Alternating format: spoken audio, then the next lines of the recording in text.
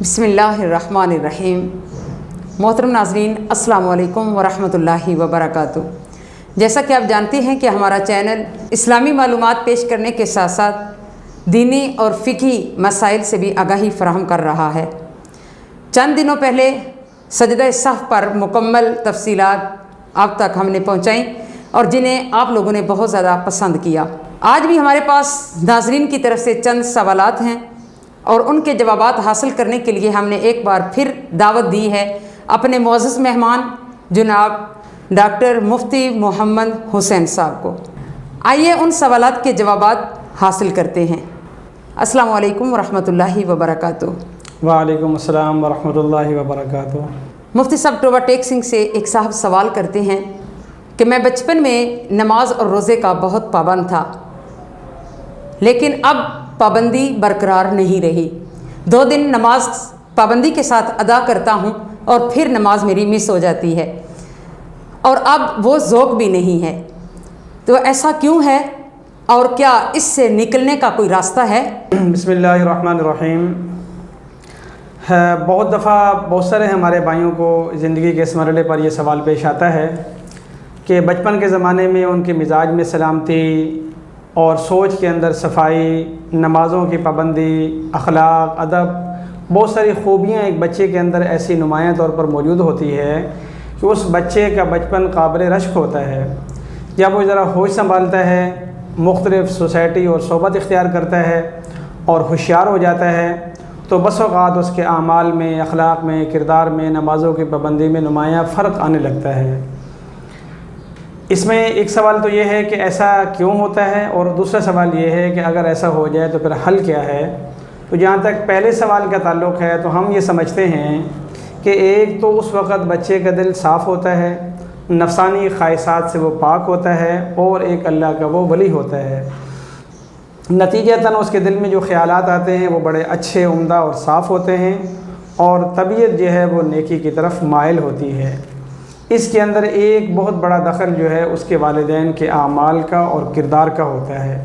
جس کے والدین نمازی ہوتے ہیں اس کا معصوم بچہ بھی نمازی ہوتا ہے، جس کا والد باجماعت پابندی سے نماز پڑھنے والا ہوتا ہے اس کا بچہ بھی اس کی ہمراہی میں جا کر باجماعت نماز پڑھتا ہے، باجماعت جمعہ پڑھتا ہے، باجماعت عید پڑھتا ہے۔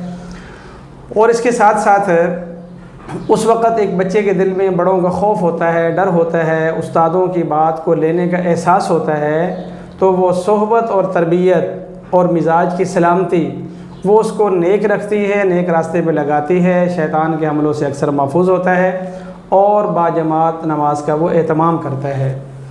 جس وقت وہ بلوغت کی عمر کو پہنچنے لگتا ہے تو اس وقت وہ اپنی تعلیمی لحاظ سے بھی ایسی سوسائٹی میں آ جاتا ہے کہ جہاں بہت بڑی گیدرنگ ہوتی ہے، مختلف مزاجوں کے، سوچوں کے لڑکے ہوتے ہیں، کھیل کود کی طرف اس کی رغبت ہوتی ہے، تو اس دوستوں کی صحبت کا، ان کے مزاج کا اور ان کی کردار کا اس بچے کے کردار پر اثر پڑنے لگتا ہے۔ دوسری طرف اساتذہ یہ سوچتے ہیں کہ چونکہ اب یہ سمجھدار ہو گئے لہٰذا اب ان کو بار بار سمجھانا اچھا نہیں ہے، اور تیسری طرف والدین سوچتے ہیں کہ اب چونکہ ماشاءاللہ یہ سمجھدار ہے، خود جانتا سمجھتا ہے، تو وہ اپنی سختی تھوڑی سی کم کر لیتے ہیں یا سمجھانا روک لیتے ہیں۔ یہ اس کی طرف سے جو رد عمل ہوتا ہے سمجھتے ہوئے اس کی وجہ سے وہ سمجھانا چھوڑ دیتے ہیں۔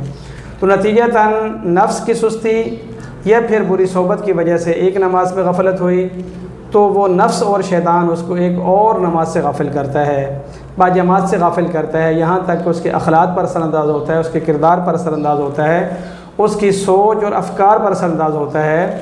تو کچھ عرصے کے بعد یہ بچہ فیل کرتا ہے کہ میں جو تھا آج نہیں ہوں، جیسا تھا ویسا نہیں ہوں۔ اس کے دل میں ایک بے چینی ہوتی ہے، اور ہمارے یہ جو محترم ناظرین میں سے دوست ہیں ان کے بھی آج شاید یہی کیفیت ہے، تو وہ اپنا بچپن سوچ کر سوچتے ہیں کہ میں جیسا تھا آج کیوں نہیں ہوں۔ جہاں تک اس سوال کے حل کا تعلق ہے تو ہم سمجھتے ہیں کہ اس کے اندر 2-3 شخصیات کو اپنا کردار ادا کرنا چاہیے۔ سب سے پہلے اس آدمی کو خود اپنی ذات کے بارے میں غور کرنا چاہیے کہ جب مجھ پر نماز فرض نہیں تھی میں نمازی تھا، جب باجماعت نماز واجب نہیں تھی میں باجماعت نماز پڑھنے والا تھا، آج جب اللہ کی طرف سے میرے اوپر نماز فرض ہو چکی ہے اور باجماعت نماز پڑھنا مجھ پر واجب ہے، اس وقت میں نہ پڑھتا تو نافرمان نہیں تھا، گناہ نہیں تھا، آج اگر نہیں پڑھتا یہ جماعت چھوڑتا ہوں تو نافرمان ہوں اور گناہگار ہوں۔ لہٰذا اس کو اپنے اندر یہ احساس اجاگر کرنا چاہیے اور اس احساس کی ضمن میں اپنی ذمہ داری ادا کرنی چاہیے۔ بعد دل نخواستہ بھی اپنے آپ کو کھینچ کر مسجد کی طرف لے جانا چاہیے، مصلی پہ لے آنا چاہیے۔ جیسے جس وقت بچہ چھوٹا ہوتا ہے تو ہم اس کو دوا دیتے ہیں، کبھی لالچ دے کر، کبھی ڈانٹ ڈپڑ کر کے، اور وہ زبردستی دوا پی لیتا ہے، شفا یاب ہو جاتا ہے۔ لیکن جب یہ سمجھدار ہو جاتا ہے تو اب ڈاکٹر سے پوچھتا ہے کہ کیا آپ کو ہم انجیکشن لگا دیں، سیرپ دے دیں یا ٹیبلٹ دے دیں؟ تو یہ شخص اپنی منشا سے جواب دیتا ہے کہ جی کوئی بات نہیں ہے، میرا علاج ہے، آپ ایسا بھی کر سکتے ہیں، ایسا بھی کر سکتے ہیں۔ تو بالکل اسی طرح جیسے جسم بیمار ہو اس کا علاج ہے، تو روح بیمار ہو تو اس کا بھی علاج ہے۔ تو جس طرح ہم جسمانی صحت کے لیے فکر مند ہو کر کڑوی دوا بھی استعمال کر لیتے ہیں اور بعد میں اللہ تعالیٰ شفا دے دیتا ہے، تو اسی طرح نہ چاہتے ہوئے بھی باطل نخواستہ ہمیں اپنے آپ کو مصلی پہ لانا چاہیے، مسجد میں لے جانا چاہیے۔ دوسری طرف والدین کو بھی اس موقع پر بھی اسی طرح کردار ادا کرنا چاہیے جیسے بچپن میں کر رہے تھے، وہی پیار سے یا تھوڑی سی سختی سے یا لالچ سے آپ بھی اس کو کہیں کہ اٹھو بیٹا، جیسے میں آپ کو کپڑے خریدنے کے لیے مارکیٹ لے جاتا ہوں تو اسی طرح نماز پڑھانے کے لیے بھی میں نے آپ کو مسجد میں ساتھ لے کے جانا ہے۔ جس طرح ہم اس کے امتحان میں کامیابی کے لیے کہتے ہیں کہ اگر آپ نے اتنے نمبر لیے تو میں آپ کو یہ انعام دوں گا، تو اسی طرح والدین پیار سے بچے کے لیے انعام مقرر کریں کہ میرے بیٹا اگر آپ اسی طرح پابندی سے نماز پڑھو گے تو میری طرف سے آپ کے لیے یہ انعام ہوگا، یہ اکرام ہوگا، یہ شاباش ہوگی۔ اسی طریقے سے ائمہ کرام اور اساتذہ کرام کو بھی اس مرحلے پر آ کر بھی کردار ادا کرنا چاہیے۔ جس طرح ہم انہیں سائنس اور میتھ اور کمپیوٹر اور اردو اور لکھنا اور پڑھنا سکھاتے ہیں، تو بالکل سبق کے شروع یا آخر میں 1 منٹ سے 4 منٹ تک ہم اس پر بات کریں کہ جس طرح یہ تعلیم اور یہ ہنر آپ کی دنیاوی زندگی کی کامیابی کی ضمانت ہے، اسی طرح نماز اور آپ کا روزے کی پابندی آپ کی آخرت کی کامیابی کی ضمانت ہے۔ اور اسی طریقے سے جیسے پڑھائی کے اندر غفلت اور سستی ان کی دنیاوی ناکامی کا سبب بن سکتی ہے، تو اسی طرح اللہ کے حضور حاضری کی پابندی نہ کرنا یا غفلت سستی کرنا ان کی دنیا کے معاملات کے اندر بھی نوسط کا سبب بن سکتی ہے اور آخرت کے اندر ناکامی کا سبب بن سکتی ہے۔ اس طرح جس وقت صاحب معاملہ خود بیدار ہوگا، ذمہ داری کا احساس کرے گا، اپنے آپ کو مسجد لے کر جائے گا، تو انشاءاللہ وہ اس پر قادر ہو جائے گا۔ دوسرے نمبر پر اس کے والدین کردار ادا کریں گے، تیسرے نمبر پر اس کے اساتذہ کردار ادا کریں گے۔ تو کوئی وجہ نہیں ہے کہ ہمارا نوجوان بچہ جو بچپن میں اتنا اچھا تھا، جو شرارتوں کی عمر ہوتی ہے، تو اب وہ اچھا کیوں نہیں ہوگا۔ بطور لاہ عمل 2 کام اور بھی کیے جا سکتے ہیں۔ تجربے میں یہ آیا ہے کہ وہ بڑے مفید اور معاون ہوتے ہیں۔ ان میں سے ایک ہے استغفار کی کثرت اور دوسرا ہے دعا کا اہتمام۔ اگر ایک آدمی بلوغت کے وقت استغفار کی کثرت کرتا ہے تو شیطان کے اثرات بھی کم ہوں گے، نفس کی قید بھی کم ہوگی اور دل گناہوں کے زنگ سے پاک رہے گا، تو نیکی کی طرف رغبت اور نیکی کی طرف جانا اس کے لیے آسان ہوگا۔ تو ایک تو کثرت کے ساتھ ہمیں استغفار کرنا چاہیے، اللہ تعالیٰ سے توبہ کرتے رہنا چاہیے۔ نمبر 2، ایک نماز پڑھ کر دعا مانگ لینی چاہیے کہ یا اللہ آپ کا شکر ہے کہ آپ نے یہ نماز کی توفیق دی، اب یا اللہ میری آپ سے درخواست ہے کہ اگلی نماز کی بھی توفیق عطا فرمائیں۔ تو اگر ہر نماز کے بعد اس نماز کا شکر اور اگلی نماز کی توفیق مانگتے رہیں گے تو اللہ رب العزت تو دنیا داروں کو، یہاں تک کہ شیطان دشمن کو بھی اس کے مانگنے پر قیامت تک کی عمر دے دیتا ہے۔ تو ایک اچھے سچے بہترین صاف دل کے نمازی کو اس کی دعا قبول کر کے اگلی نماز کی توفیق کیوں نہیں عطا کریں گے۔ تو استغفار اور دعا یہ بھی انشاءاللہ ہمارے نوجوان نسل کو نماز کی پابندی اور باجماعت کی پابندی کا اہتمام کرا سکتی ہے۔ ماشاءاللہ مفتی صاحب آپ نے بہت اچھا جواب دیا ہے، جزاک اللہ۔ بھکر سے ایک صاحب سوال کرتے ہیں کہ ہم بعض اوقات قبرستان جاتے ہیں اور بعض لوگ ہاتھ اٹھا کر وہاں دعا کرتے ہیں اور بعض ہاتھ اٹھائے بنا دعا کرتے ہیں، کیا ہاتھ اٹھا کر دعا مانگنا قبرستان میں جائز ہے یا ہاتھ اٹھائے بنا دعا مانگنا جائز ہے؟ کون سا طریقہ درست ہے؟ جی، عام طور پر جس وقت بندہ قبرستان میں پہنچتا ہے تو اس کے ذہن میں یہ سوال آتا ہے کہ میں کہاں کھڑے ہو کر کس رخ پہ کس انداز سے دعا مانگوں۔ اس حوالے سب سے پہلی بات تو یہ ہے کہ آج جو وقت آ گیا ہے، لوگ اپنے گھر میں گھر کو نہیں دے پا رہے، تو قبرستان میں جا کر اپنے مردوں کو کیسے وقت دیں گے؟ تو سب سے پہلے تو ہمیں اس بات کا احساس پیدا کرنا چاہیے کہ جن کے دیے ہوئے گھر میں رہ رہے ہیں، جن کی دی ہوئی جائیداد اور دولت استعمال کر رہے ہیں ان کا ہماری زندگیوں پر کوئی حق تھا اور ہے۔ اسی طرح جو والدین ہیں وہ جب اپنے والدین کی قبروں پر جائیں تو اپنی اولاد کو بھی ساتھ لے کے جائیں اور وہاں جا کر انہیں بتائیں کہ یہ میرے ابا کی قبر ہے، یہ میرے دادا کی قبر ہے۔ اس کا فائدہ یہ ہو کہ جب ہم قبر میں جائیں گے تو میرا بیٹا اپنے بیٹے کو لے کے جائے گا اور اس کو بتائے گا کہ یہ میرے ابا اور یہ میرے دادا کی قبر ہے۔ تو بہرحال آج کے حالات میں جب ہم بہت زیادہ دین سے یا معاملات سے دور ہو گئے ہیں تو ہمیں واپس اپنی اصلیت کی طرف آنا چاہیے، اپنے اولادوں کو لانا چاہیے، قبرستان جانا چاہیے۔ قبرستان پہنچنے کے بعد سب سے پہلا عمل جو ہے وہ ہے قبر والوں کو سلام پیش کرنا۔ وہ باقاعدہ دعا احادیث کے اندر موجود ہے، السلام علیکم یا اہل القبور وغیرہ۔ اور یہ جو دعا ہم پڑھتے ہیں، سلام جا کے پیش کرتے ہیں، تو یہ دعا ہے، سلام ہے، اس کے لیے ہم ہاتھ نہیں اٹھاتے۔ اور پیغمبر علیہ السلام کی طرف سے بے شمار دعائیں ایسی منقول ہیں کہ جن کو پڑھا تو جاتا ہے لیکن وہاں پر ہاتھ نہیں اٹھائے جاتے۔ قبلہ رخ وغیرہ ہونا متعین نہیں ہے۔ جیسے ہم مسجد میں داخل ہو رہے ہوتے ہیں تو جس طرف سے دروازے میں داخل ہوں ہمارا منہ جدھر بھی ہو وہاں پر ہم دعا پڑھتے ہیں اور ہاتھ نہیں اٹھاتے۔ مسجد سے جب نکل رہے ہوتے ہیں تو جس بھی دروازے سے نکلیں وہاں پر ہم دعا پڑھتے ہیں اور ہاتھ نہیں اٹھاتے۔ کھانا کھاتے ہوئے ہم دعا پڑھتے ہیں اور ہاتھ نہیں اٹھاتے۔ کھانا کھانے کے بعد ہم دعا پڑھتے ہیں، ہاتھ نہیں اٹھاتے۔ وضو شروع کرتے وقت ہم دعا پڑھتے ہیں، ہاتھ نہیں اٹھاتے۔ وضو کے درمیان میں دعا پڑھتے ہیں، وضو کے آخر میں دعا پڑھتے ہیں اور ہم ہاتھ نہیں اٹھاتے۔ اس وجہ سے سب سے پہلے بنیادی بات تو یہ ہے کہ ہر دعا میں ہاتھ اٹھانا ضروری نہیں ہے۔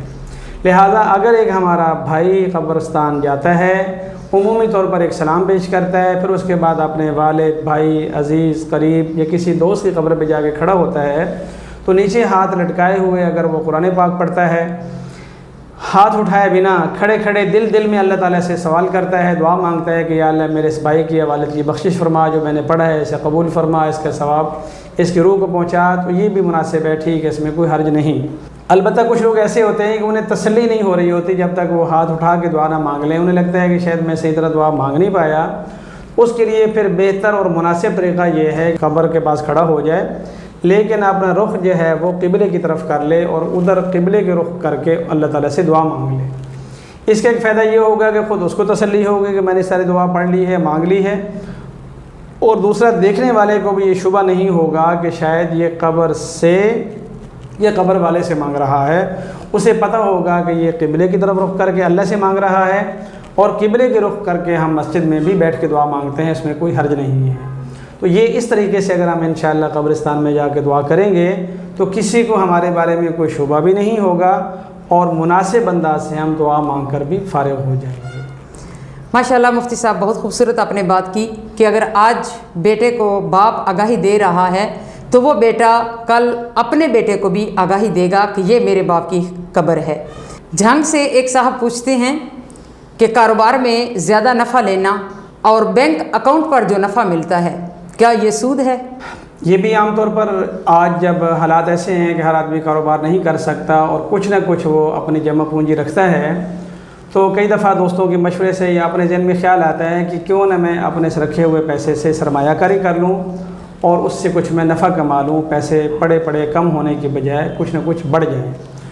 اس کے لیے ہمارے لوگ دو طریقے اختیار کرتے ہیں، یا تو کسی سرمایہ دار کے ساتھ آپ کی سرمایہ کاری شامل کر لیتے ہیں، یا پھر وہ یہ کرتے ہیں کہ بینک جا کر اپنا اکاؤنٹ کھلواتے ہیں اور وہ اکاؤنٹ کھلواتے ہیں جسے ہم فکس ڈپازٹ اکاؤنٹ کہتے ہیں، جس میں ایک مخصوص وقت تک مخصوص مقدار کی رقم کو جمع رکھنا ضروری ہوتا ہے اور اس پر وہ کہتے ہیں کہ اگر اتنے سال اتنے پیسے رہیں گے تو ہم آپ کو اتنا نفع دیں گے، اور اگر اتنے زیادہ پیسے اتنے زیادہ سال رہیں گے تو پھر ہم آپ کو اس پر اتنا زیادہ نفع دیں گے۔ اب اس میں سے جہاں تک پہلا سوال ہے کہ کوئی شخص اپنی سرمایہ کاری کرے اور کچھ چیزوں کو خریدے پھر فروخت کرے تو زیادہ سے زیادہ کتنا نفع اس کو لینا چاہیے اور کتنا لے سکتا ہے، اور دوسرا یہ سوال کہ بینک سے جو نفع ملتا ہے کیا وہ سود ہے، حرام ہے، یا پھر وہ ایک کاروبار ہے، اس میں کوئی حرج نہیں ہے۔ تو پہلے سوال کا جواب یہ ہے کہ شریعت نے حالات کے لحاظ سے نہ تو ایسا پابند کیا ہے کہ اتنے پر اتنے فیصد نفع ہی ضروری ہے، اگر اتنے سے ذرا زیادہ لیں گے تو گناہ ہوگا اور بس اتنا ہی لینا چاہیے، اس سے کم یا زیادہ نہیں، تو شریعت نے ایسا زیادہ پابند نہیں کیا۔ شریعت نے طلب اور رسد کے لحاظ سے، لوگوں کے حالات کے لحاظ سے کچھ قیود مقرر کی ہیں کہ ان کے اندر رہتے ہوئے آپ نفع اپنا لے سکتے ہیں۔ اس میں خاص قید یہ ہے کہ لوگوں کی مجبوری سے فائدہ نہ اٹھایا جائے اور ذخیرہ اندوزی نہ کی جائے، مصنوعی قلت کر کے جان بوجھ کر بہت زیادہ گرانی کر کے لوگوں کی مجبوریوں سے فائدہ نہ اٹھایا جائے۔ باقی اگر 100 روپے کی چیز خریدی ہے اس پر 10%، 12%، 15%، 20% اپنے اخراجات، اپنا وقت، اپنی دکانداری وغیرہ کے لحاظ کر کے ایک جائز اور مارکیٹ کے لحاظ سے مناسب انداز سے لینا چاہیں تو لے سکتے ہیں، اس میں کوئی حرج نہیں ہے۔ رہا مسئلہ ہے بینک کا، تو بینکوں کے اندر عام طور پر ایک فکس ڈپازٹ جو اکاؤنٹ ہے اسے ہم سودی اکاؤنٹ کہتے ہیں۔ اس میں طے شدہ ہے کہ آپ اتنی رقم ان کو نقد دے دیں اور اس قرضے پر اتنے عرصے کے بعد آپ اتنا منافع پکا لے لیں۔ یہ خالصتاً سود ہے، اور یہ وہی سود ہے جو پیغمبر علیہ السلام کے زمانے میں بھی رائج تھا، اور خطبہ حجۃ الوداع کے موقع پر آپ نے فرمایا تھا کہ بے اصل رقمیں آپ واپس لے سکتے ہو، اور جو کسی پر کسی کا سود بنتا ہے تو آج میں ختم کر رہا ہوں۔ اور آپ نے فرمایا کہ سب سے پہلے میرے خاندان کا کوئی سود اگر کسی کے ذمہ ہے تو میں ان کے بہاف پر سب کو معاف کر رہا ہوں، لہٰذا اپنا اصل سرمایہ جو ہے وہ ہمیں واپس کر دیں اور سود ان کو معاف ہے۔ اس وجہ سے جو فکس ڈپازٹ اکاؤنٹ ہے جس کے اندر 5 لاکھ، 10 لاکھ سال کے لیے، 2 سال کے لیے، 5 سال کے لیے رکھنا ضروری ہو، اور اس پر جو نفع ملتا ہے 7%، 10%، 14%، 18%، یہ سراسر سود ہے، ناجائز ہے، حرام ہے، نہ اس کا معاہدہ کرنا جائز ہے، اور اگر وہ ہمارے اکاؤنٹ میں ڈال دیں تو اس کو لینا بھی جائز نہیں ہے۔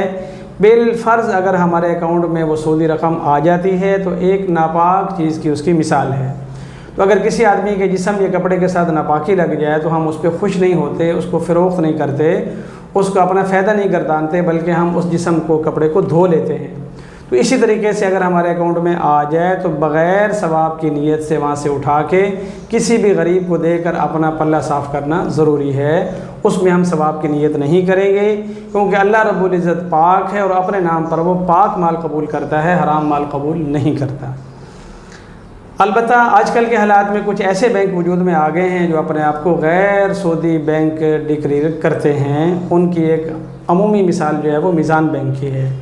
اس کے بارے میں بھی علماء کرام کے 2 موقف ہیں۔ بعض حضرات کہتے ہیں کہ ان کا طریقہ کار 100% اچھا نہیں ہے، لہٰذا ان کے ہاں سرمایہ کرنے کی بجائے آپ ایسے اکاؤنٹ میں پیسے رکھوا دیں جس پہ نفع نہ ملتا ہو، یعنی کرنٹ اکاؤنٹ۔ پیسے محفوظ رکھیں، آپ کا حلال مال ہے اور اسی کو آپ اکتفا کریں، اللہ تعالیٰ اس میں برکت دے گا۔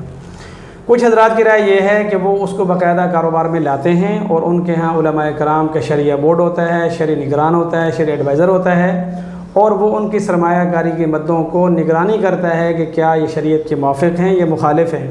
تو مضاربہ یا مشارکہ یا اجارہ یا مرابحہ، اس طرح کے عنوانات سے وہ سرمایہ کاری کرتے ہیں۔ اگر کسی آدمی کو دل سے یقین ہو کہ وہ ٹھیک کر رہے ہیں اور ان علماء کرام کی رائے کو وہ لیتا ہو جو کسی حد تک اس کو جائز قرار دیتے ہیں، تو پھر بنسبت سودی بینکوں کے، غیر سودی بینکوں کے اگر ہم سرمایہ کاری کر لیں تو اس سے بہتر ہے کہ ہم خالصتاً جان بوجھتے ہوئے سود کھا رہے ہوں یا حرام کھا رہے ہوں۔